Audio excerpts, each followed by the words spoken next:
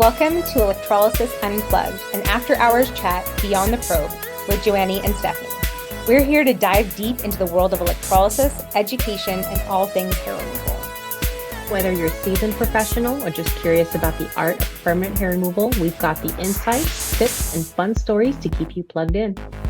So grab your tools, take a seat, and let's get into it. This is Electrolysis Unplugged, brought to you by the Electrology Education Coalition.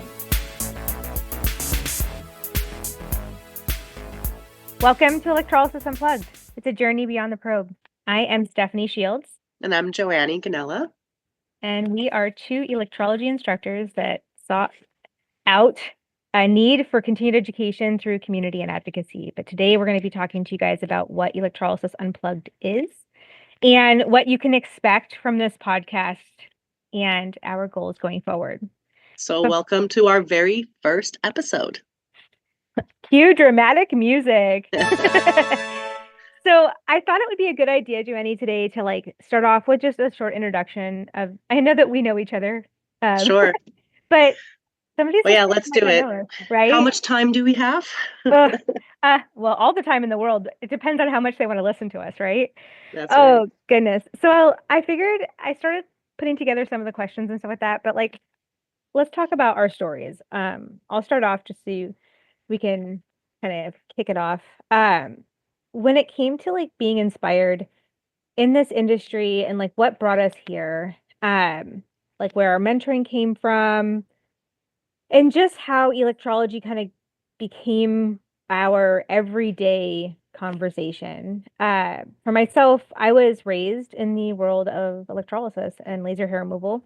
I was the electrolysis office kid, and later on, I call my own kids the med spa kids, because as a parent, and you kind of end up bringing your kids to where you work when you own your own business. So that's what happened. I went to work every day. I watched PBS Kids, Sesame Street, Mr. Rogers, tons of Gilligan's Island from this little glass end table in my mom's front area. And I would just play out there and watch that stuff in color and take apart all of her printer paper that had the little teeth marks in it. Yeah. Right. And then when I wasn't doing that, I would go and sit underneath her treatment table, and she used to use sheets back then. And if you ever go to my office, you'll see on the wall there is a stencil drawing of a treatment room. It's not from my kids. It's actually me at 7 years old drawing her room, because I would play in her treatment room underneath the table. And when I was playing underneath the table, playing Barbies and house and that kind of stuff, I would just listen to my mom talk about electrolysis and hair removal all day. It's fascinating, right? And I think that it just kind of turned into learning through osmosis. And that's kind of my origin story as a zapper myself. What about you? Well, a little bit the same. My mom's been an esthetician, electrologist since the 70s. And so I used to play in her wax pot. She had a home office. So it was a separate room in the house, but I used to always play because she had that hard wax. And so I would play in the wax and make little sculptures. So she's been in this field a long time. Actually, we're immigrants. And so that field, electrolysis, was the opportunity. This is what brought my family over to the United States. And so when we came here, I did not have a green card until I was in college, actually. And so my mom asked me if I wanted to go and learn electrolysis, just to give me something to do, because, I was in high school. It was summertime, and I was sitting on the couch, probably eating chips and watching TV as a teenager does. And my mom is not one of those people that can sit around and, do nothing.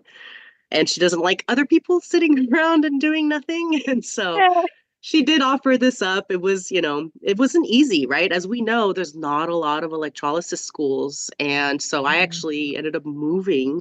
I was 16 going on 17, and I moved to Long Beach. We were in Corona. And I spent the whole summer going to school.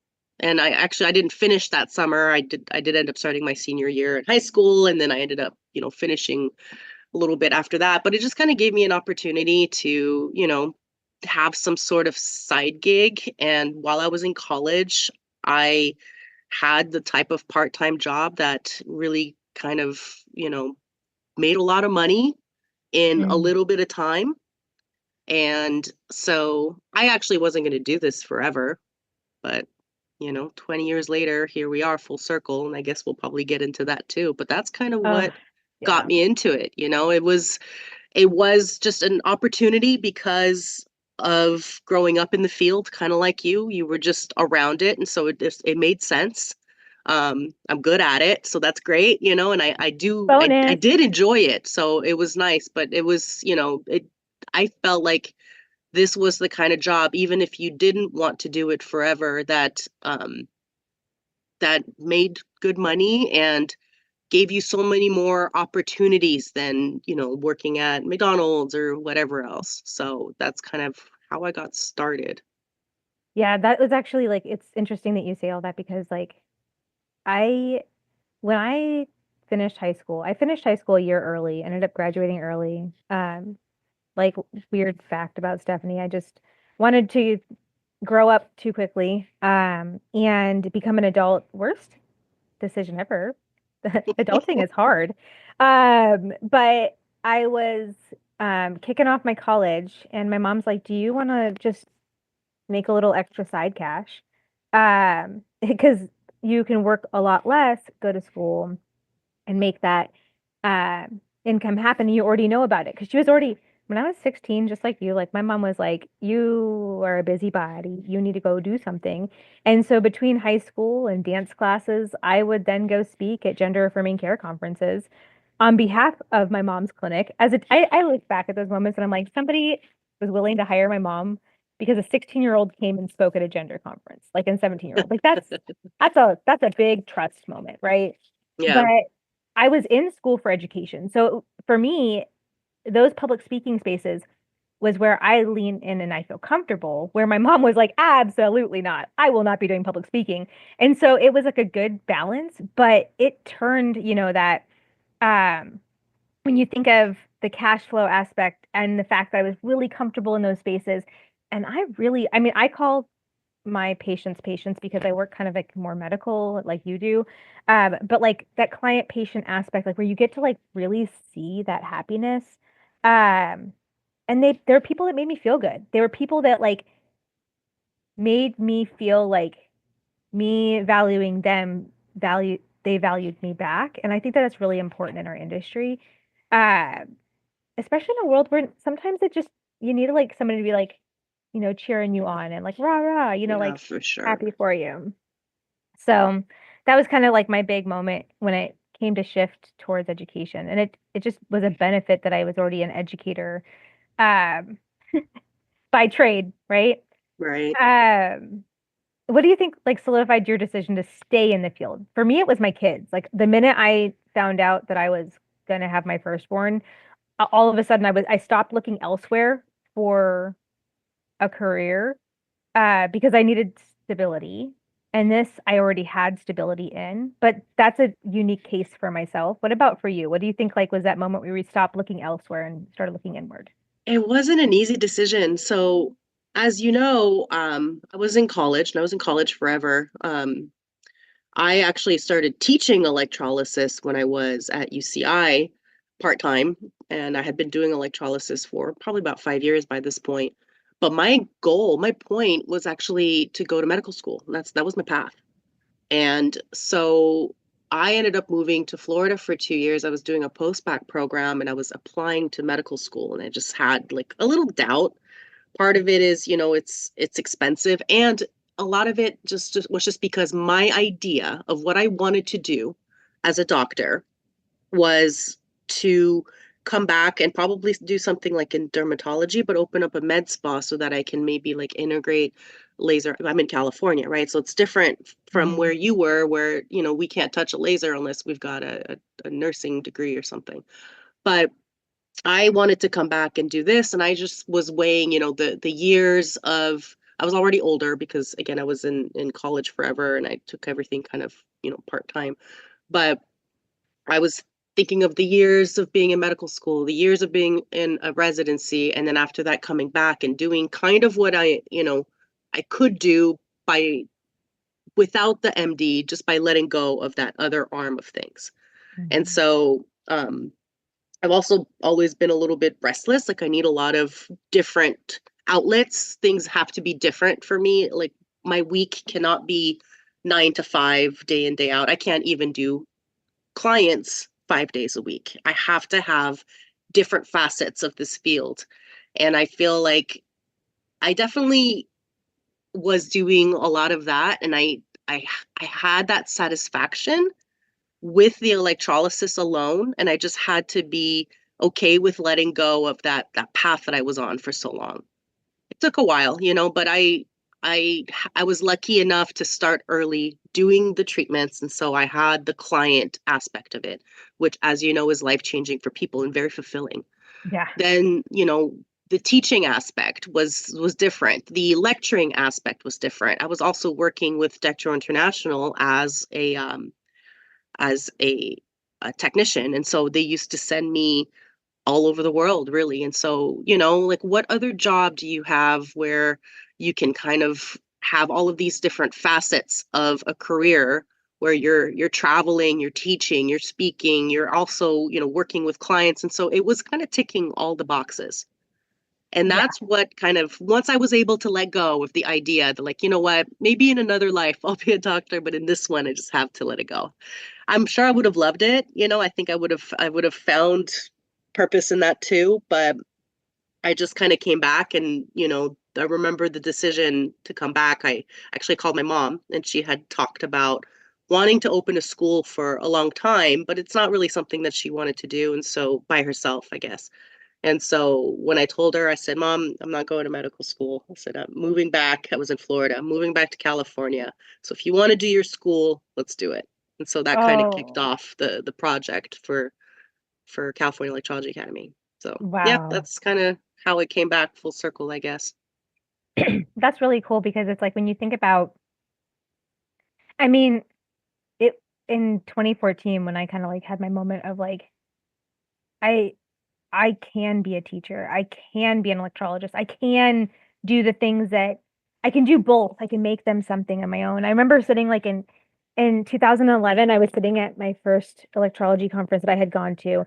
I all the conferences I had done before 2011 were like patient focused. So that it was gender conferences where you would go and people would have this opportunity to be themselves for a weekend, get to know a lot of practitioners. They still have a few of them kind of regionally.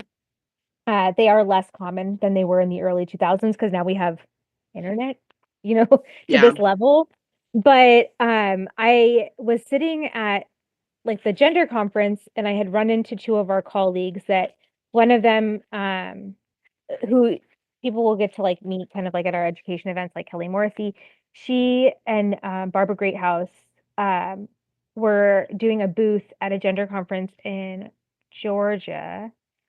And I had just had Hope. In fact, I actually had my older child with me, Hope. We were doing kind of like an treatment education kickoff. And they met me and they were like, "We need you guys back in the world of electrolysis. Like this education stuff is so cool. You need to come back over here." And my mom was like, "I'm good. I'm well established, but I'm eager to always tack on something more." And that was a month before the national convention that you and I met at. So a month before, they used to do the certification testing on site of the national convention. Yeah, And remember, so, I think that we took our CPEs in the like, same really, room. I'm convinced. I'm trying to yeah. remember when I became a CPE, Oh, but we I gotta look that remember I up. was in Florida at the time and I Mm, flew to the conference. I believe it's the conference we met, but it might have been New Orleans. I don't know. yeah, mine was But in Nashville. okay, so yeah, I remember it was East Coast, and I'm trying to Yes. remember which one it was at. But I seriously feel like we sat in the same room and took our CPEs, but just didn't know each other yet. Because I remember going into the exhibitor room because your dad was I showing off I a was new always machine. yeah, I was always an exhibitor at all of these conferences. And I love talking to your family because it's very reminiscent of my family. Because even though I am not an immigrant, my family is from Italy originally, and so I had accents in my household. And so for me, those are spaces where I kind of just like it's very nostalgic for me. And so I remember going over to the booth and like chatting it up with your dad and seeing that there was like this young girl that was like my age, and I'm like, you know, like Yeah, let's right? think about this, right? But like at that convention, and like in Nashville, the convention was at the Gaylord Opryland. Yeah, Like it's a giant hotel.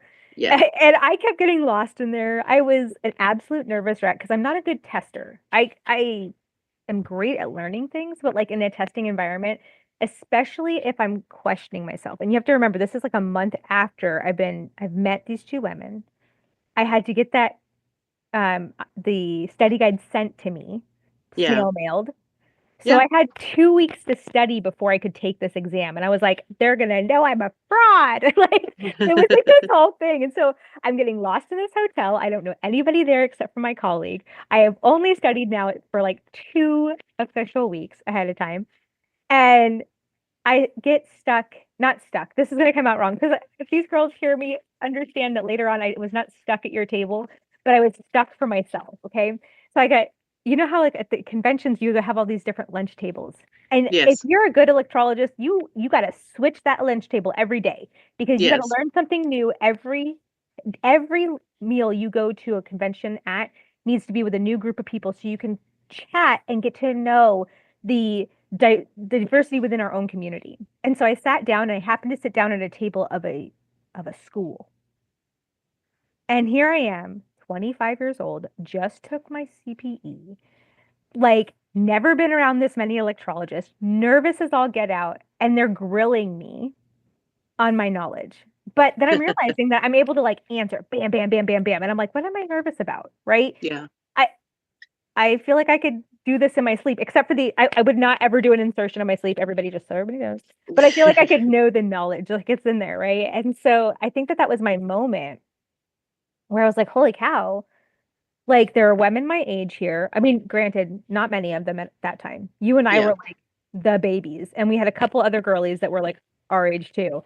Um, in fact, a couple years later, a couple, almost a decade later into our friendship, that's when we had that moment where I have this picture of myself, Joanie. Uh, oh, who was the other person in our picture? I think it was Trisha. Yeah. And Yeah, we, Trisha. yeah, Trisha. We were like the 33s at that Yeah. time a few years ago. And it was just like that moment, like, okay, we do have this. And that was huge. That was a moment for me. And I Yeah. feel like that is when I learned we were able to evolve this community, Yeah, which for sure. is a thing. So sorry, me and my tangents. Uh, That's all on topic. it's all on topic. It is. What do you think keeps you currently motivated in your career? I am very much driven by innovation and growth, mainly because, again, I'm a little restless, and so I I get a little bored with repetition and with, things being the same all the time, and so I always need kind of a project on the sidelines. I feel like you're a little bit like that too, which is why this E2C has been such a, kind of we came out the gate, I mean, just like raging bulls, I guess is the best way to put it, with, all of our different things that we want to do and all these different projects that we're juggling. And so I feel like that's what keeps me motivated in this field. I do like to see clients. That's also why I like electrolysis. That it's very much project based. When you Yes, take on a project, which is, somebody's chin or somebody's legs, there's a start, there's the progression of it, which you have to be content with seeing the progress, and then there's an end, and so it's yes, always nice to be able to kind of tick, done with that, next one, all right, what are we doing next?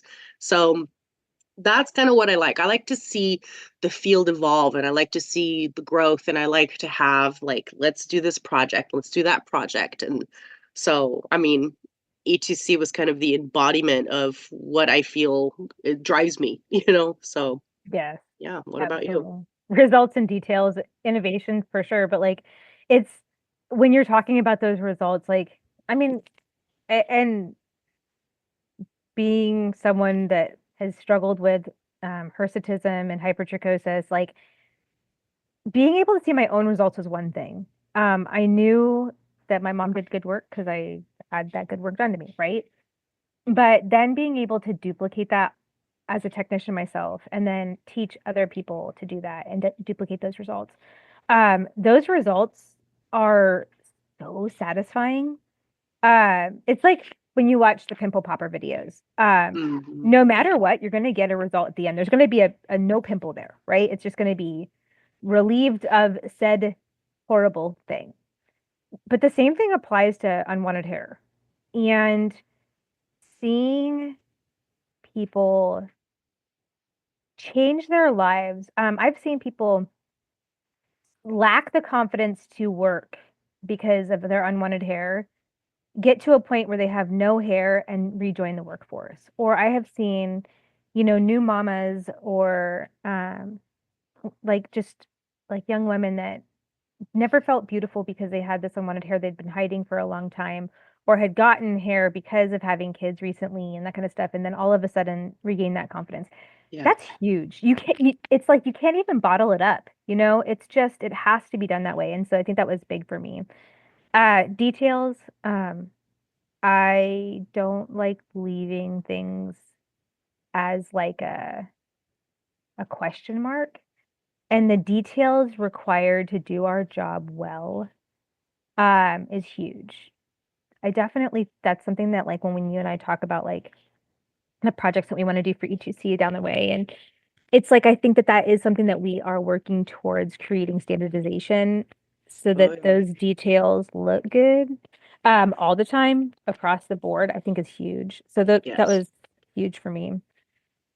I I know mean, that. part of what we're doing with E2C is, like, and this is a point of discussion that we would have for a little bit later, but when we're talking about the industry and how we envision things changing in 5, 10, 20 years, part of what we're trying to contribute to is bringing all of these electrologists from all over the world that have, states with regulations, states with no regulations, countries where there's, one electrologist in the whole entire country and she has to, or they have to travel to the US just to do conferences and all these things. We're hoping to be able to bring the field to a certain level where there is a right way to do it and everybody kind of knows what that is. I guess that's the easiest way to put that. It's just that Yeah.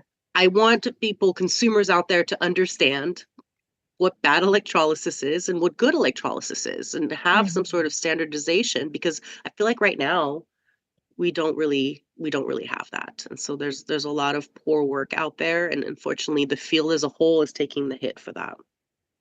Absolutely. I definitely think that like I mean, you and I know that we both stalk the forums. Like we both Mhm. and part of that is like we're not stalking the forums to be like, oh, ho, ho, ho, ho, that did you see that person's work? We're usually stalking it to understand where the gaps are so that we can help fill those gaps through Well, a education. lot of our questions from our mentorship hour are sourced from there, because if somebody's asking it on Facebook or, Instagram or wherever else, then Mhm. other people are too afraid to ask.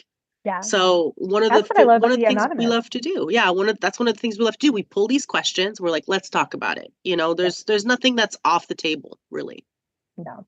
Yeah, I mean I know that like some people get kind of like bent out of shape when it like someone's an anonymous poster. And to me, an anonymous poster is someone that is brave enough to ask the question, but understands that like the comment sections can be unkind. And we're Mm. creating a kind space to learn in. Like uh, we are, I mean, like we definitely are professional educators. And I will tell you when I don't like to see something, when I see something that could harm the public. I mean, right now there's a case on there that keeps kind of coming up to the top of my social media of this extreme scarring case. And it keeps popping up down the center of someone's face. I think I know which, yeah, it just was posted earlier Yes, yeah, this week. yeah. And the and I know that that technician sees that and is like, what did I do wrong? Okay. Yeah.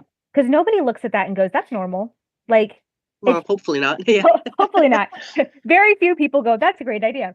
But I know that like there is somebody sitting in their office, probably in shambles because they overworked somebody that range.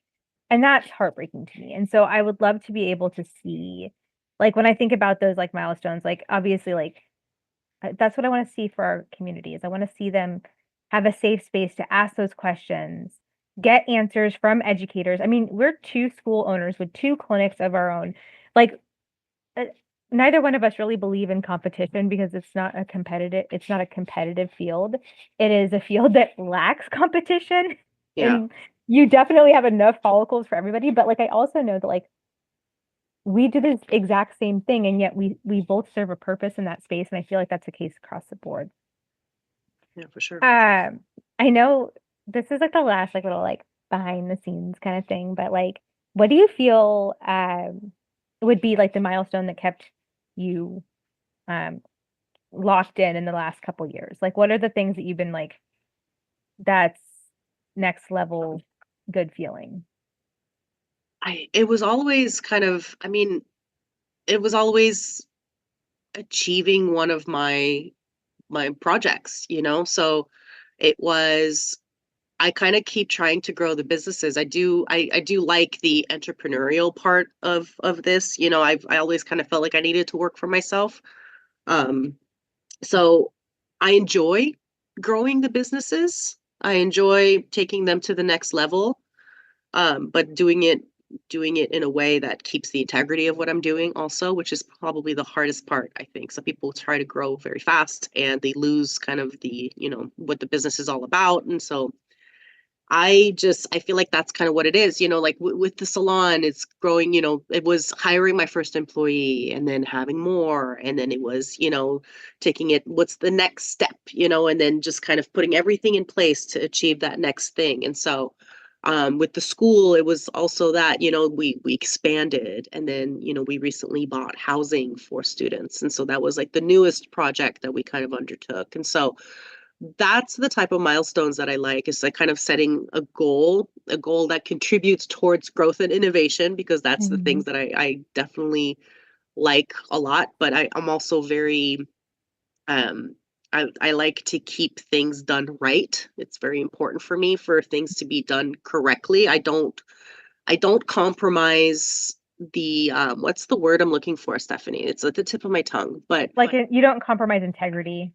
Uh, integrity and, you know, like the way things are done, like it needs to be done mm, correctly, otherwise we're not doing it. yeah, Joanie does So not cut corners. no, I don't. And I, you know, I've wanted to have like a second location for my salon, but I feel like the first place has to be just right, maybe to the point where I'm kind of like I need to just let go, and I realize this. Mhm. But you know, there's like these things. And so that's kind of, I feel like that's the type of milestones that I strive for. It's just things that kind of grow what I'm doing, but while keeping the integrity that's inherent to everything that I'm trying to do. Definitely. I and I just celebrated in November of 2024. I celebrated my 20th year as an electrologist. I've been a laser technician a little bit longer than an electrologist because education was not accessible as well. But I I always loved adding letters to the end of my name, so that was a huge thing for me. Like I've been kind of doing that, and that was some goals that keep me motivated. This last year, I became a licensed electrologist. That was huge, um, especially because it was important to me. Licensing is very important to me. When we launched Zapmaster, um, it was this moment where I wanted to become like a licensed trade school. I didn't want to be just, um, I don't know, an apprenticeship anymore. And I learned through apprenticeship. It's not that I don't love that.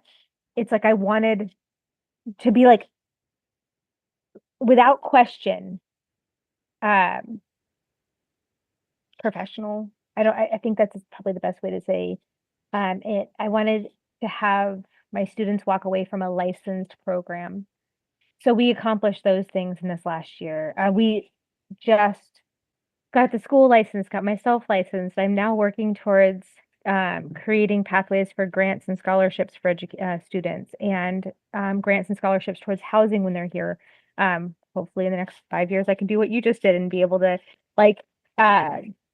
create that pathway. I think that that's really important. I know how hard it is to be away from your friends and family when you're trying to learn, especially as adult learners. It is way different for an adult learner to step away from their mortgage or their 9 to 5 because now they're their kids and families. Their kids, their families. And I want to be able to create that accessibility.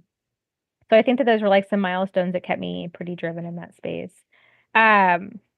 It's hard because and it's so funny because Joanie and I work the same way. We have a lot of little like bullet point notes. And some of the stuff that we've already chatted about, but like seeing that vision for ourselves in the next 5 to 10 to 20 years, it is making sure that we do not cut any of those corners so that any person that walks away from our education events, our schools, our mentorship, our tutelage, right? They are stepping away in a way that's so solid that makes them feel, because there's a lot of unknowns and there's a lot of questions when you're a new electrologist. And to have someone's shoulder to tap on and be like, hey, I'm really stuck. That is probably what I see. Would I like to have a billion Zapmaster electrology schools everywhere? Not really. Yeah. It's hard enough. Sounds like a headache. That sounds horrible. But I don't say that like that's a never ever on a second location or that kind of stuff. I would say that would be more for a clinic than for a school. Sure. I love the idea of people having their little miniature chains, but we are all small businesses, and that requires a lot of heart and time away from your family to do that much growth.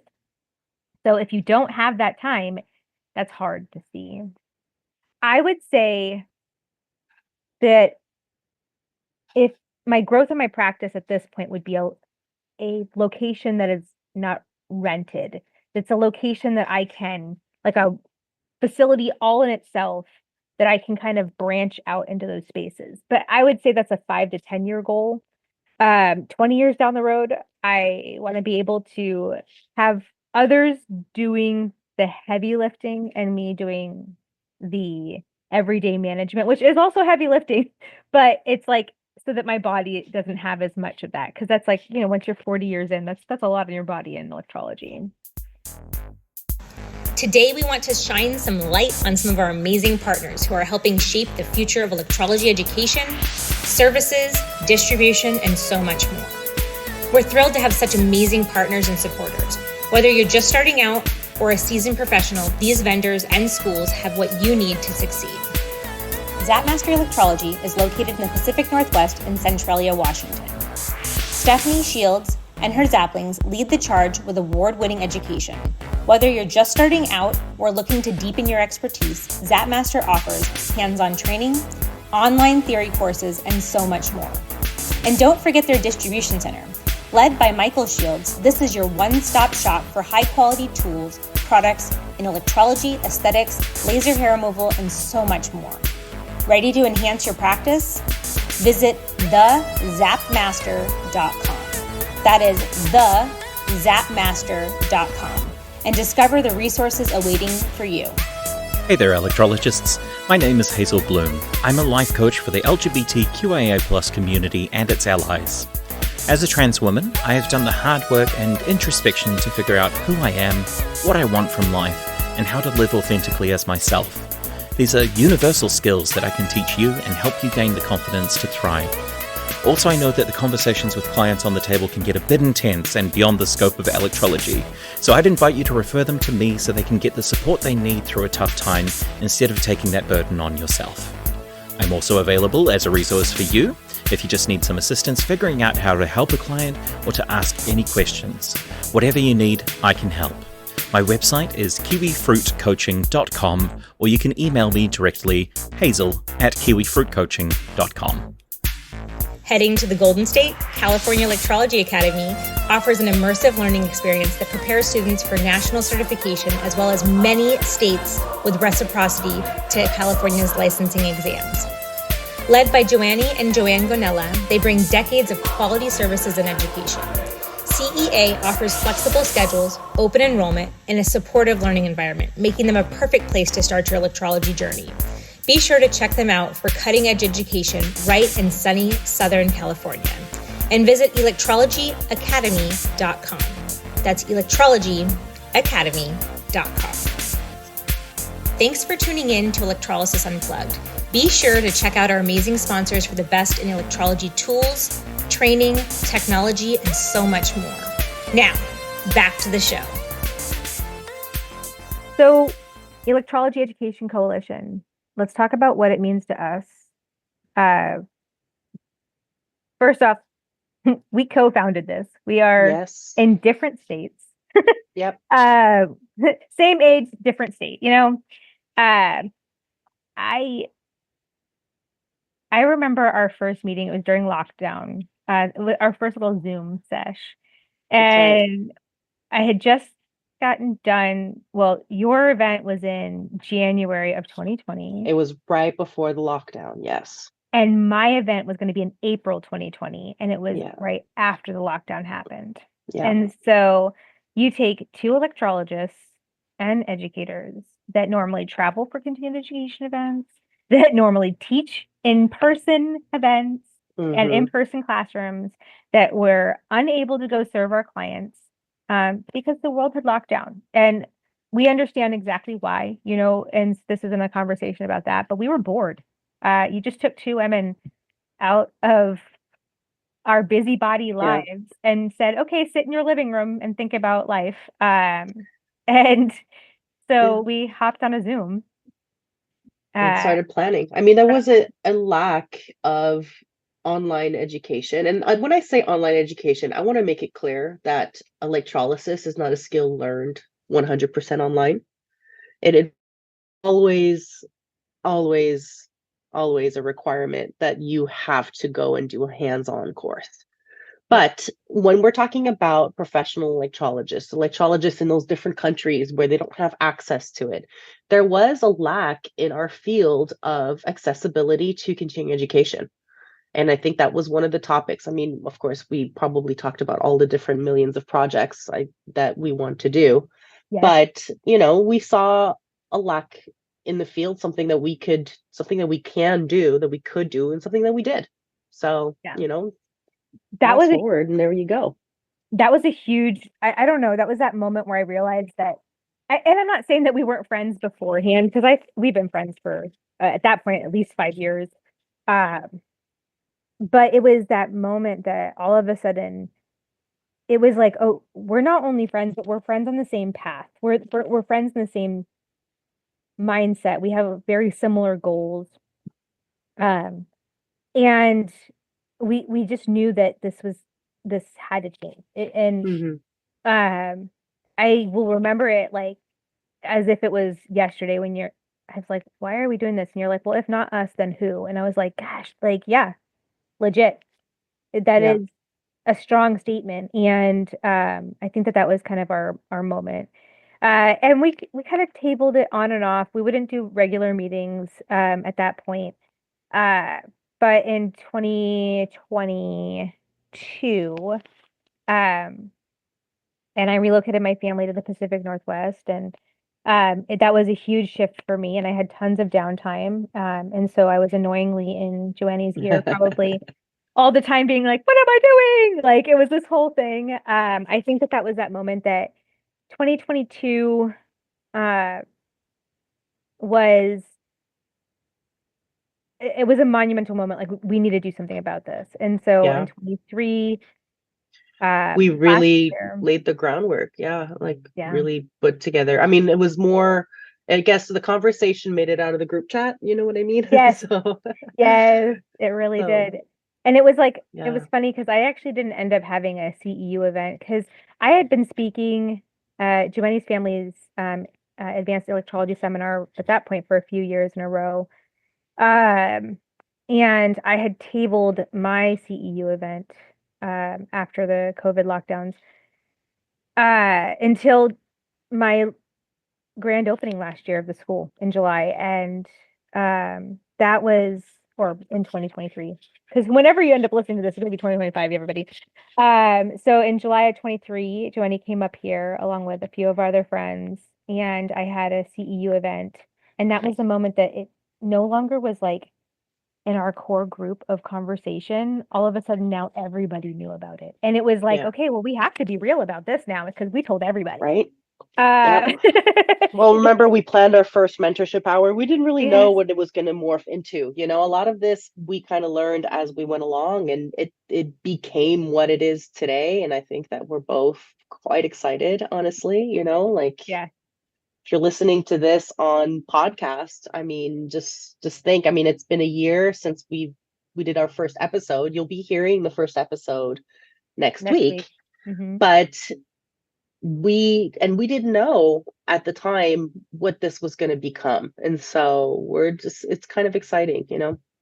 It really is. I mean, the coalition for us represents like career advancement. It represents research. It represents community, uh, accessible quality education. Like that was like, those are things that those were all check boxes that we had to mark off for the both of us. Yep. Our personal passions for this, I would say, are huge in that: education, community building.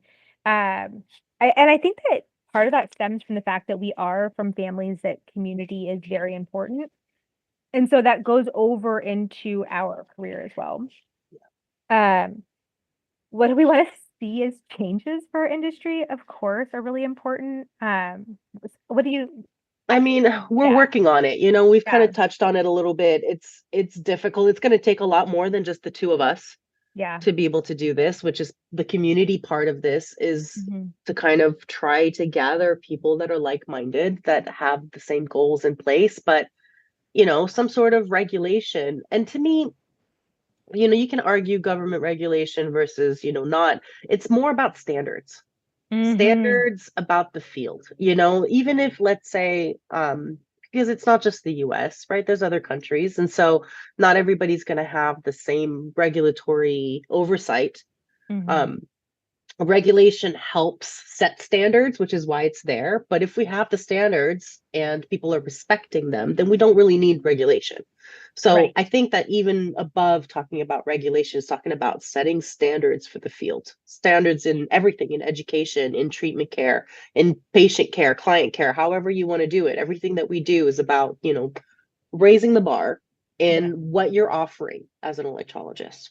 Yeah, absolutely. Elevation is a big component. We have to do this because I think this is a really cool moment. So right now, I think when we talk about those standards, and Joanie and I, a lot of people were confused about what E2C was originally. And it was kind of that funny moment. It was like, I don't know how to explain the awesome that we are doing outside of just getting our excitement like in that space. Yeah. But like we have over 17 countries represented in our membership. Like that's huge. Uh, that's huge. Or regions, we should say. Right. We And a lot of offer, them are even joining us for mentorship hour at all hours of the day and night. So it's so wild. the I'm like, involvement is great. that's so cool. This last in 2024, for clockable hours with a regulating body. And now, mind you, both she and I have our CPE. So a lot of times the one regulating body that we'll kind of pre-submit for was the one that we both met at. But like at the same time, like we build our education events so that you can submit those CEUs to pretty much any regulating body and get a yes because of what you get from our classes. But of clocked hours, we had 23 hours of like home studies that we did this last year, in-person and virtual events. And then we did 49 mentorship hours in a 52-week calendar year. 49 of them. That was huge. I'm like, oh, so good. Which those kind of are turning into that podcast, right? So we're taking because every week you'd have at least one person in our DMs like, you need to like make this into a podcast. And so we're listening. So we had that. We had topics that probably resonated most with you guys was like perfecting insertion techniques, insurance, tissue damage, charting, laser hair removal, PCOS, gender affirming care. I mean, those are just some of the many topics that we had. And I am very excited about this. In this next year, we're hoping to have, we're not hoping, we are planning to have our business, we're Our doing business class, yeah, business class but this will as a be like a multi-class. multi-chaptered Yes, course. yes, So more than just our regular 1 hour or 2 hour yeah. home studies. This is going to help any electrologist or hair removal expert format the foundations of their business. How we do it to how you guys do it. Okay. Then we have infection prevention coming this way, contraindications. Those are the big ones that you guys kept asking for. So those are probably our larger ones. The reviewed episodes, like what you can expect from this, understand that you can go back and you can preview past episodes even before becoming a member. So like the difference between like this podcast being free and the Mentorship hour. mentorship hour is going to be that there's a video that goes along with this that has sometimes like lessons that go with it or visual aids. And with the live access, you can hop off, ask a question. You guys will hear that in some of our in our classes and whatnot, or we're answering them live. And so sometimes an hour mentorship hour turns into maybe 2 key topics that we really dove into because we're bouncing it back and forth off of the people who are in the class. That's right. That class, and like the cool thing is that membership, if you do decide to do it, it's $25 a month. It's a once a week class, but that $25 a month, you literally make that back in discounts because we both decided that like members can get discounts towards education events at our schools, at our advanced electrology seminars, at our virtual events. So those are like that discount kind of comes right back to you, and it's almost like you're not paying for it in that thing, and we're able to then host it in a platform that gives you kind of that hyper focus. It also is one of those things that you have a community that you get to interact with. And so there is that opportunity in a private space to interact with the community in that. Yep. So that was the huge bit of this. So you could ask us live questions. You can submit your questions. That kind of stuff is some of the behind the scenes there.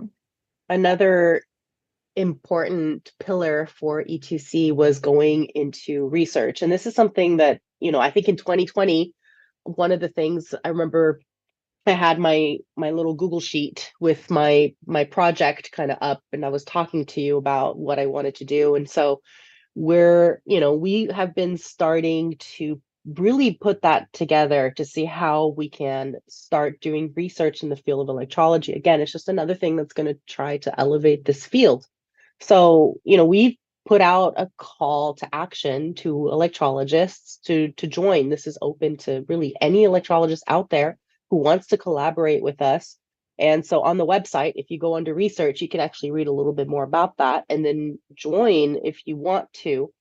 So we are hoping to be able to launch our first case study project, which is just going to be kind of, gathering data of what it is that electrologists do, and then hopefully turn this into something that brings recognition and validation to the field, especially to other fields like the medical field, because we do a lot of, paramedical type stuff. So there's, that's going to be an exciting thing. We're hoping 2025 is really going to start putting the foundation down for the research project. And that is like, I mean, any person that's been doing electrolysis for the last couple of years understands that the FDA has high standards of what they will approve and not approve that require research. And recently, electrology was removed from the FDA's website because there hadn't been recent research. And so when you say you're FDA approved, but you can't find yourself on the FDA website, that's a problem, right? And so we want to be able to see what today's standards of permanency looks like compared to when we were put into the mix of FDA approval. So that's the big 2025 goals. Yeah.